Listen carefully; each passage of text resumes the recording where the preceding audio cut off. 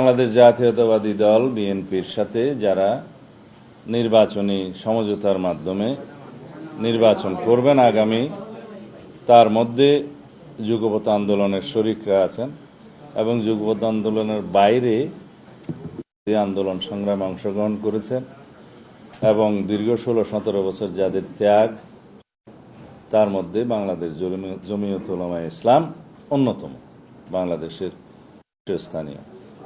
তাদের সাথে আমাদের একটি নির্বাচনী সমঝোতা হয়েছে। আমরা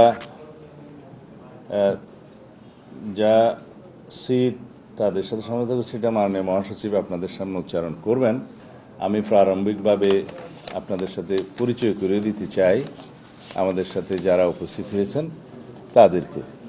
আমাদের যে সমস্ত আসন তাদের সাথে আমাদের সমঝোতা হয়েছে, ওই আসনে বিএনপির কোনো প্রার্থী থাকবে না। সারা বাংলাদেশে অন্যান্য আসনে ওনাদের কোনো প্রার্থী থাকবে না।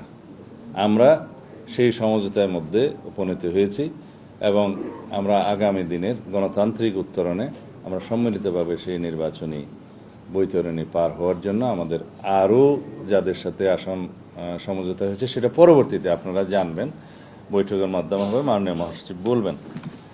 আমরা আমাদের নীতি হিসেবে আগেই সংস্কার কমিশনের সাথে কাজ করার সময় এবং জাতীয় ঐক্যমত্য কমিশনের সাথে আলাপ আলোচনার সময় আপনারা যেটা জানতে পেরেছেন যে আমরা সংবিধানের প্রস্তাবনায় মহান আল্লাহর উপর আস্থা এবং বিশ্বাস পুনঃস্থাপন করব, যেটা শহীদ রাষ্ট্রপতি জিয়াউর রহমান ৫ম সংশোধনের মাধ্যমে অন্তর্ভুক্ত করেছিলেন, এবং কোরআন সুন্নাহ বিরোধী কোনো আইন আমরা করব না, সেটা আমরা অনেক আগেই ঘোষণা দিয়েছি। আর কওমি লাইনের মাদ্রাসা থেকে যারা পাশ করবেন তাদের সর্বোচ্চ ডিগ্রি আছে সেই লাইনের, এবং সেই হিসাবে আমরা কিছুদিন আগে আমাদের কর্মসূচিতে অন্তর্ভুক্ত করেছি, সামনের নির্বাচনী ইশতেহারে থাকবে যে ইমাম, খতিব, মুয়াজ্জিম তাদের জন্য আমরা রাষ্ট্রীয় ভাতার ব্যবস্থা করব, উৎসব বাসার ব্যবস্থা করব, এবং যেটা একটা ট্রাস্ট আছে সেই সংক্রান্ত সেই ট্রাস্টকে আরও শক্তিশালী করে সেটা তাদের জন্য আমরা ব্যবস্থা করব রাষ্ট্রীয়ভাবে।